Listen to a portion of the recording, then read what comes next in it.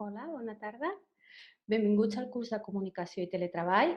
Avui realitzarem la quarta càpsula que treballem sobre els documents en línia i projectes. Veurem Google Drive per a empreses i G Suite. Al final de la càpsula veurem uns consells sobre Zoom, perquè com m'heu fet arribar molts de vosaltres i jo mateixa he agafat documentació, han tingut moltes falles de seguretat últimament i us donaré unes pautes per fer-ho servir de manera segura. D'acord? Doncs anem endavant. Us comparteixo la pantalla com sempre i anirem entrant a l'aplicació per poder veure les opcions en directe.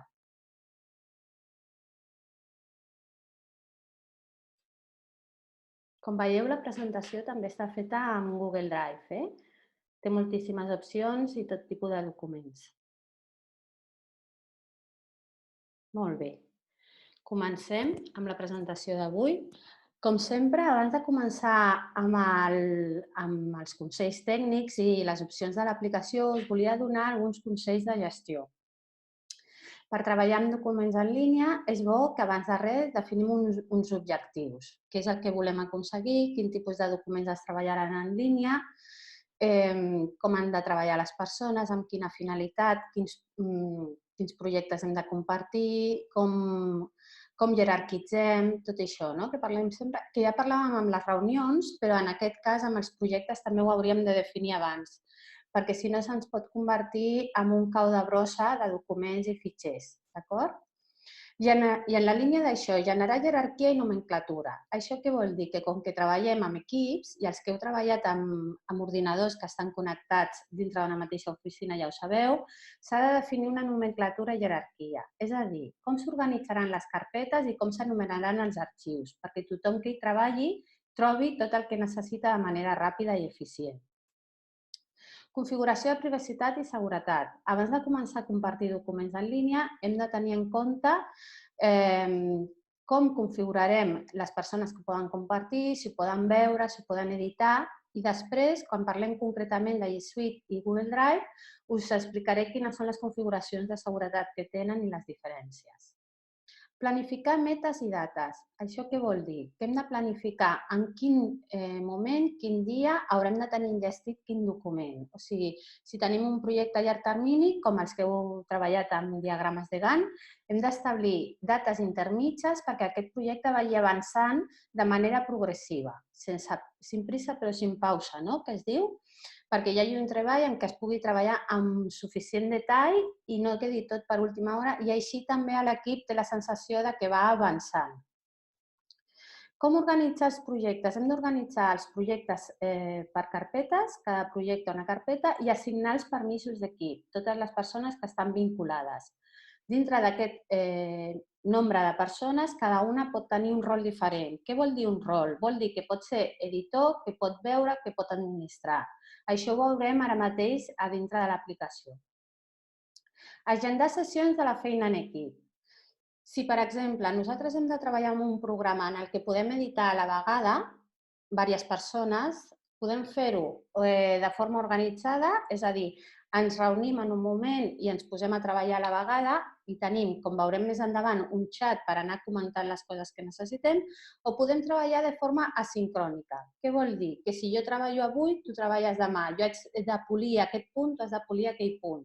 Depenent del tipus de feina i depenent del tipus de contingut, hem de treballar d'una manera o d'una altra. Si hem d'elaborar un contingut a partir d'una discussió, a partir de compartir comentaris o decisions, elucubrar junts, haurà de ser de manera sincrònica. Si hem de fer revisions i cada un té un rol molt diferenciat, ha de ser de manera asincrònica, perquè un necessitarà revisar els punts de l'altre abans d'elaborar els seus. Tot això ha d'estar previst, agendat i planificat perquè sigui realment efectiu. La gestió de documents i projectes en línia té moltíssims avantatges, però també té aquests perills, que poden ser que els documents es converteixin en un corta i pega sense sentit o que es facin modificacions en punts anteriors que no estan reflexades en punts posteriors. Hem de tenir compte amb això. perquè igual que és un avantatge no tenir 1.000 versions del mateix document, també és un desavantatge el fet de que editem a la vegada i no revisem els punts anteriors. D'acord? També us diré i us ensenyaré en l'aplicació com guardar un històric de versions si és que això és el que volem, si volem tenir versions i històrics. Hem de formalitzar entregues i formats, és a dir, a part del contingut, a part de com treballarem, quin format ha de tenir? Treballarem sobre presentació, treballarem sobre document de text, sobre full d'Excel, com es treballa el format, com es separen els punts, com s'encarrega l'índex, com es progressa, on van els gràfics. I després les pautes de disseny de l'empresa. Si l'empresa té una imatge en color vermell, doncs on s'aplica aquest color vermell, tot de manera pautada amb un manual que han d'aplicar tots els treballadors. Això l'ideal és que siguin tots els documents, però especialment quan siguin documents externs que ha de veure el nostre públic, els nostres consumidors, els nostres proveïdors, l'administració. El fet de treballar de manera tan independent, si no ho orquestem bé, pot fer que cadascú treballi a la seva manera i el criteri de cada persona varia bastant. Aleshores, hem de pautar un manual de com s'han de fer els documents en tots els casos. I finalment, com es gestionen els canvis? Què vol dir això? Una mica el que us apuntava, en agendar sessions de feina sincròniques o asincròniques. Si hem de treballar a la vegada o si hem de fer versions. Si tu has de tenir enllestit el punt 1, 2 i 3 perquè jo pugui realitzar 4, 5, 6, si posteriorment hi ha un supervisor que ha de revisar i llegir-se tot el document per veure que no hi ha contradiccions i versions diferents, tot això s'ha de planificar també amb el treball en equip. De vegades ens llancem aquest tipus d'aplicacions que poden gestionar documents i projectes en línia sense tenir orquestada aquesta gestió de l'equip. I això fa que es facin 1.000 documents, que es facin duplicitats de continguts i que entre si no tinguin la coherència desitjada. Amb l'aplicació que treballarem avui serà en Google Drive. Google Drive perquè com us comentàvem a l'inici del curs, és una aplicació de Google que és de codi obert, o sigui, de codi obert, és obert a tothom gratuït i té una versió d'un mínim pagament, que és Google Drive per Enterprise, i G Suite, que ja us diré quina és la diferència, d'acord? Les avantatges, com sempre, de les eines de Google, que tenen una versió gratuïta a baix cost, que són accessibles i són bastant friendly, bastant amables de fer servir i que estan connectades amb el nostre Gmail, Calendar i contactes, amb la qual cosa, si jo vull compartir un document, és molt fàcil que no hagi d'anar a copiar contactes d'un altre lloc i que es pugui buscar dintre del mateix document. Sí? O que pugui agendar tasques del document amb l'opció de tasques que s'integrarà amb el calendar original. Ara, quan entrem, us ensenyaré exactament totes aquestes opcions. També teniu disponible l'app de Google Drive. Amb l'app de Google Drive podeu, des del mòbil, accedir a tots els vostres documents. Com sempre, no és exactament la mateixa versió que per l'ordinador, però sí és suficient com per poder treballar des del mòbil si ho precises, si ho necessites. Sobretot consultar i en algun moment donat treballar, encara que no al mateix nivell. Google Drive, quin és l'espai d'emmagatzematge que ens ofereix? I aquesta és una de les diferències entre el gratuït i el de pagament. Doncs d'inici tenim 15 lligues en la versió gratuïta. 15 lligues en principi donen per molt, però a nivell d'empresa sí que és probable que en algun moment hagueu de passar a la versió de pagament. Ara, quan parlem de la versió de pagament, us explicaré quines són les opcions i com es calculen. I per últim, disponible sense connexió. Si en algun moment estem en un vol, per exemple, o estem en una situació en la que no tenim connexió a internet, podem accedir als documents de manera sense connexió, de manera offline. La versió de pagament de Google Drive. Google Drive Enterprise. Pagaríem per usuari i emmagatzematge, en principi seria $8, que seria una mica menys en euro per usuari, i més $1 per cada 25 gigas. També des de la pàgina de Google Drive per empreses, teniu una calculadora on podeu fer un aproximat del que us costaria i també teniu uns comercials de venda que us poden ajustar plans personalitzats. A partir de cert volum, es poden anar a fer packs més econòmics. Què ens aporta Google Drive per a empreses? Principalment és el tema de l'emmagatzematge. Això seria la diferència, diguéssim, més notable. A nivell de seguretat, també té algunes aplicacions que són diferents de Google Drive, com la prevenció de pèrdua de dades, alguns protocols de seguretat per millorar que no es perdin dades de documents i uns protocols més estrictes de seguretat. D'acord? També tenim l'administració, la consola d'administració, que ens permet configurar dispositius i usuaris que es poden connectar a aquest Google Drive d'empresa. Aleshores, en resum, seria l'emmagatzematge, la seguretat, que té opcions més avançades, i la possibilitat des de l'empresa o des del responsable de fer una configuració més acurada dels dispositius i usuaris que es poden connectar. Si necessiteu més info tècnica perquè us esteu pensant en entrar a Google Drive Empresa, us he deixat aquí un enllaç on vosaltres podeu anar a consultar els plans que tenen i quines són les configuracions tècniques i les possibilitats. I per últim, G Suite. Quina és la diferència principal de G Suite? G Suite és la solució professional integrada de Google. Què vol dir? Amb la versió de Google Drive Empreses, l'únic que augmentem o millorem són les opcions del mateix Google Drive. Amb G Suite integrem opcions professionals ja per web i ja per Gmail. Per exemple, tindríem un Gmail professional, ja no seria @gmail.com, sinó que seria @tuempresa.com. Teniu packs des de 4,68. Després, també seria compatible amb Microsoft. Si vosaltres comenceu a treballar amb G Suite, podeu migrar tota la informació que heu anat treballant amb Microsoft a tota la plataforma de Google. Això, a l'hora de plantejar-se a treballar, teletreballar i fer-ho tot en línia és molt important perquè us fa que no perdeu pel camí documentació o que aquesta migració no es torni impossible. De vegades aquests detalls tècnics són els que fan que la gent es tiri enrere a l'hora de canviar de plataforma. Ofereixen un espai de formació pels usuaris, que serien els treballadors. També tenen un servei d'assistència telefònica 24 hores tot el dia de l'any.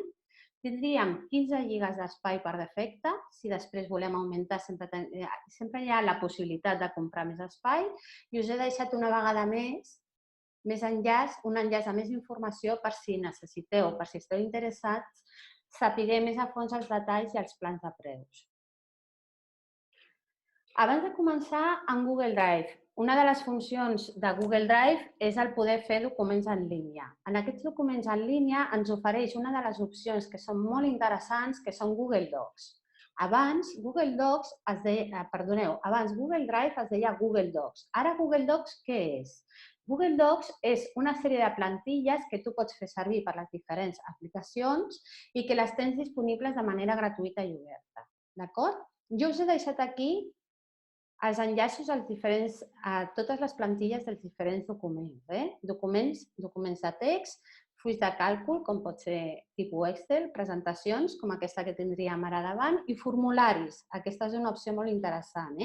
Un tipus enquesta i després aquesta recaptació de dades que feu als formularis es poden exportar a un full de càlcul. Això, com ja intuireu, és una eina superpotent. Passem directament a veure l'aplicació en directe. Com sempre, a la presentació us deixo les captures de pantalla de totes les passes que jo vaig fent en directe en el curs, però prefereixo fer-ho, si és possible, en directe perquè sempre és més fàcil de veure totes les opcions i d'entendre quan jo us dic que busqueu una cosa al marge dret o que està dins d'aquesta secció. Si ho veieu en directe sempre és molt més fàcil d'entendre. Però teniu totes les captures de pantalla de totes les opcions a dins de la presentació. I, com sempre, tindreu la presentació disponible a la descripció en un enllaç a la descripció del YouTube. D'acord? Doncs passem directament a la presentació. Si us sembla, el primer que farem és veure com podem accedir al nostre Google Drive des de Gmail. D'acord? Des de Gmail o des de qualsevol aplicatiu de Google. Penseu que Gmail és el més comú, però que el que compta és el compte d'usuari. Vosaltres podeu tenir un compte d'usuari sense tenir un Gmail, però el més habitual és tenir directament el Gmail. Aniríem aquí i aquí, dintre de totes les aplicacions, tindríem el Google Drive, que és aquesta icona. Entraríem, surto d'aquí al mig, si us sembla, i anem repassant totes les opcions que ens ofereix. El primer que tindríem, com sempre, és aquest quadradet, que és el mateix que hem vist abans per accedir a totes les aplicacions de Google, i després tindríem l'opció de Calendar, que ens integraria per veure-ho de manera integrada el nostre calendari d'avui. Nosaltres podríem estar treballant aquí en un document i veure aquí el calendari que tenim previst avui de feines. Podríem tenir l'aplicació Keep, que es tracta de prendre notes. Són aquelles informacions que no són coses agendades, però que volem anar a prendre notes, recordatori del proveïdor que m'ha demanat les dades de no sé què, però no estan agendades al calendar. No? Aquelles notes que de vegades anem prenent en pòstits, doncs seria un concepte similar. I per últim, tasques, que havíem vist, si us en recordeu, en calendar. Tasques què és? És per posar totes les tasques que vosaltres teniu anotades pel dia d'avui, normalment, o que no tenen una data dins del calendar. Com veieu, totes les opcions del calendar estarien també aquí integrades. D'altra opció, els ajustos. Comencem a veure una mica tota la configuració del Google Drive. Tindríem les configuracions, d'acord? I aquí veuríem l'emmagatzematge que tenim. Com us he dit, els 15 lligues, tindríem com anem i si volem comprar més emmagatzematge. Això sempre està disponible en totes les pantalles, d'acord? Podríem convertir automàticament els formats que pugéssim a Google. Ja us ensenyaré com pujar documents ara, en breu. Podríem canviar l'idioma de la interfície. Podríem marcar perquè es puguin treballar tots els documents offline automàticament, però això si compartim ordinador o estem en espais públics no seria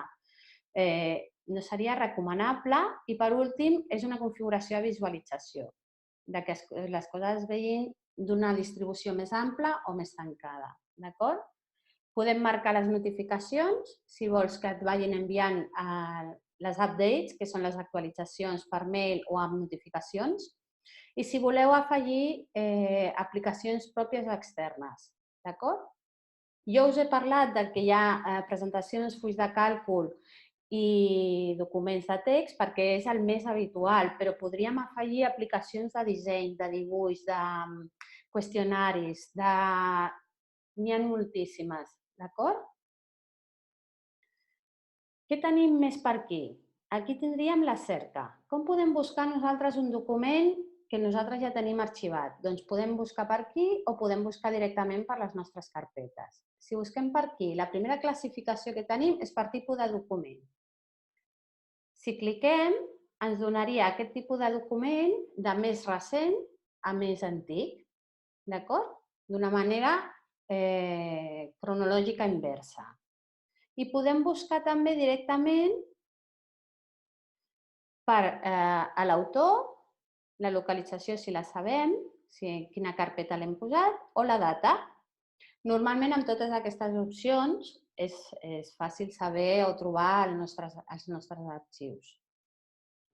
Què tenim més per aquí? A la icona de Google Drive sempre ens portarà a la portada, sí? Sempre ens portarà, quan nosaltres anem navegant pels documents, sempre podem clicar aquí per tornar a la portada. Això és com tots els webs, que ara el logo, que acostuma a estar a l'esquerra, serveix per tornar a la portada.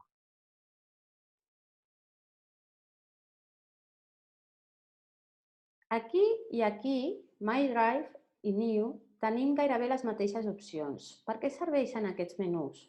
Si obrim, veiem que tenim la possibilitat de crear una nova carpeta. Aquí els arxius s'organitzen com en qualsevol escriptori, carpetes, i a dins de cada carpeta els arxius, o hi ha arxius que simplement estan sueltos. Podem pujar arxius des del nostre ordinador o podem pujar carpetes senceres, sí?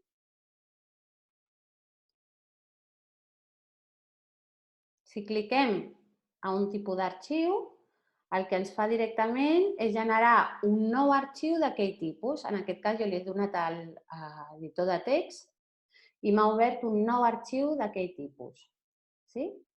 Podria fer igual per fulls de càlcul. Per la icona ja més o menys veureu de quin tipus d'arxiu es tracta. Això seria editor de text, fulls de càlcul i presentacions. I com us he dit, hi ha moltíssimes més possibilitats. Inclús hi ha la possibilitat de fer Google Sites. de fer un disseny web, un espai web senzill, però operatiu, funcional i amb molta usabilitat, perquè estan molt optimitzades. I podeu integrar algunes aplicacions externes, per exemple, aquesta, el Pix, és una opció de disseny online semblat al Photoshop. Si anem per aquí, doncs tindríem les mateixes opcions. Com us he dit, anar per aquí i anar per aquí seria el mateix. Nosaltres aquí tenim aquest sistema de visualització, que seria els documents recents, les carpetes, en segon terme, i després els arxius. Els arxius ordenats cronològicament, però barrejats. Recordeu que podeu buscar per tipus d'arxiu aquí directament o podeu buscar per carpetes aquí, que és el que ara us ensenyaré. Podeu canviar la visualització de quadrícula a llista si us és més còmode, més ràpid de buscar, quan tenim diversos arxius. I què fem per buscar dintre del nostre propi sistema de carpetes que ja hem creat? Doncs aniríem a My Drive, aquí la iconeta de desplegable, i aquí ja ens obre totes les carpetes que tenim generades. Dintre de cada carpeta tindríem els documents que li hem assignat a aquella carpeta. Ara us ensenyaré com s'assigna la ubicació. La ubicació és on va guardar cadascun dels documents. En les carpetes que tenen dibuixada una icona d'una persona vol dir que aquelles carpetes són compartides. Aquelles carpetes els hem donat permisos a altres persones perquè tinguin accés. Si li hem donat permisos a altres persones amb una carpeta, vol dir que tots els documents que es generin a dins de la carpeta són accessibles per totes aquelles persones. O sigui, tingueu en compte que ja la compartireu, qualsevol document que hi hagi dins estarà compartit amb les mateixes persones de les carpetes. Si cliquem el botó dret dintre de qualsevol carpeta, ens dona aquestes opcions. Obrir amb zip, obrir una nova carpeta dins, amb qui vols compartir, aconseguir un link compartible que nosaltres puguem enviar a una altra persona, afegir accessos directes a Drive, com seria aquests que veiem aquí, moure a una altra carpeta, afegir a favorits. Sempre hi ha documents que els fem servir de manera recurrent i els volem tenir accessibles en un mateix espai. Aquella plantilla de factura o aquell arxiu de dades de clients que sempre el fem servir cada dia de manera molt reiterativa. Rename, per canviar-li el nom. Si volem aplicar algun tipus de disseny o de sistema de colors, per exemple, si nosaltres som els administradors i volem tenir el vermell per recursos humans, el verd per comunicació, el que sigui, per trobar de manera molt ràpida, perquè quan tenim moltes carpetes pot ser més difícil. Podem buscar, fer cerques a dins, podem descarregar la carpeta o podem esborrar. Si nosaltres accedim, tanquem, si nosaltres, això seria igual en totes les carpetes i seria igual també a dins de qualsevol arxiu. Tenint les mateixes opcions, afegint un preview de l'arxiu. També podríem fer una còpia, que això ens serviria per fer versions del mateix document. Per què? Perquè quan nosaltres treballem amb un document en línia, el que fem és anem editant i Google Drive directament cada pocs segons va guardant a l'esborrany. Amb la qual cosa, si vols tenir diverses versions d'un mateix document, el que has d'anar fent és generar còpies. Si no, no tindràs diverses versions d'un mateix document. D'acord? Aquí tindríem per buscar aquells documents que han compartit amb mi. Per què? Perquè aquí és fàcil trobar les informacions perquè ho he generat jo i ho he ordenat jo. Quan m'envien coses, de vegades no estan ordenades si és que jo no ho moc amb aquella opció que us he ensenyat de moure la carpeta de manera explícita a una altra carpeta. Amb la qual cosa, si m'han enviat una cosa que jo l'he guardat a Google Drive i no l'he guardat a cap carpeta, estarà aquí, arxius compartits amb mi. També, quan vosaltres teniu Google Drive connectat amb Gmail, quan vosaltres us envien un document, us dona l'opció d'obrir-ho directament en Google Drive, amb la qual cosa aquell document ja estaria arxivat amb el vostre Google Drive. Són aquests avantatges que us comento de tenir connectat Calendar, Google Drive i Gmail. Documents recents, que serien els que estem editant últimament, destacats, que són una mica els que ja us explicava d'aquells que fem servir de manera recurrent, i la paperera. En quant a la paperera, només un apunt. Hauríeu de buidar-la de manera manual. De manera automàtica no es buida la paperera, perdoneu. Aleshores recordeu de manera habitual de buidar-la. Sí? I ara anem a veure les opcions a dins d'un document per poder treballar en línia i per poder editar a la vegada. No entraré en les opcions de cada un dels tipus de document. O sigui, no entraré a explicar totes les opcions de l'editor de text, totes les opcions del full de càlcul i totes les opcions de la presentació, perquè no ens donaria el temps per entrar en cadascuna d'elles. Si voleu, si us interessa conèixer totes les funcions i com aprofitar-ne al màxim, deixeu-nos, sisplau, als comentaris les aplicacions concretes que voleu conèixer i nosaltres intentarem de fer un tutorial sobre cadascuna de les aplicacions. Les aplicacions que són comuns a tots els formats de document de Google Drive. Vosaltres podeu tenir qualsevol tipus de document i tindríeu en tots els casos aquestes funcionalitats. Sempre estarà aquí dalt el botó blau de compartir. Segons la configuració d'idioma que us he ensenyat al principi, tindríeu share o tindríeu compartir o en l'idioma que hagueu posat. Quan vosaltres apliqueu aquesta opció, el que fa, perdoneu, que li he de posar un nom abans de compartir, el que fa és que t'obre aquesta finestreta i en aquesta finestreta, com us deia, jo puc entrar ja correus directament, que si estan en la meva agenda, com podeu veure, ja me'ls suggereix, amb la qual quedaria integrat, com us deia, els contactes de Gmail en Google Drive i li puc marcar que aquesta persona pot editar, pot comentar o pot veure. O sigui, diferents nivells de permisos segons el que m'interessi. Si, per exemple, és un client que no té per què editar un informe, en canvi és suficient, per exemple.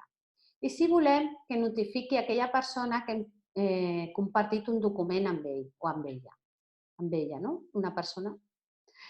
Altra opció que tindríem seria aconseguir un link per compartir. O sigui, que en comptes de posar aquí les persones i que li notifiqui Google de manera directa, nosaltres aconseguim un link i amb aquest link nosaltres també li podem configurar si pot editar, comentar o veure, copiar-lo i aquest link el podem annexar o incloure en qualsevol comunicació. No necessitem incloure aquí totes les persones o potser volem donar algunes instruccions sobre aquell document, amb la qual enviem un mail amb les instruccions de com es treballarà i al final afegim el link on es pot accedir directament al document.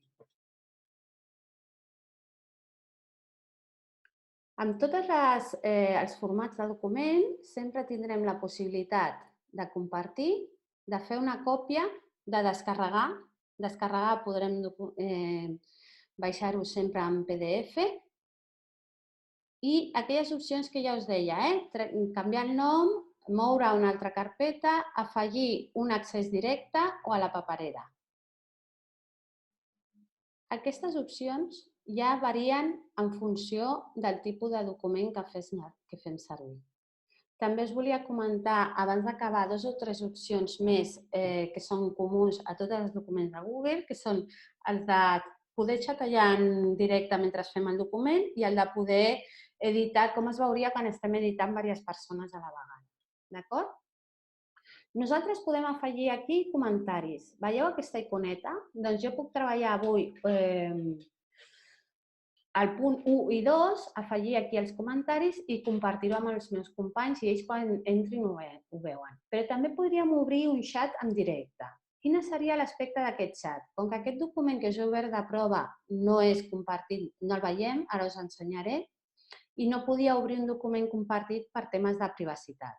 Aleshores, us he fet una captura de pantalla de prova i us ensenyo com es veuria aquest compartir, aquest fer xat. Perdoneu. Seria, nosaltres estem al nostre document, sigui el que sigui,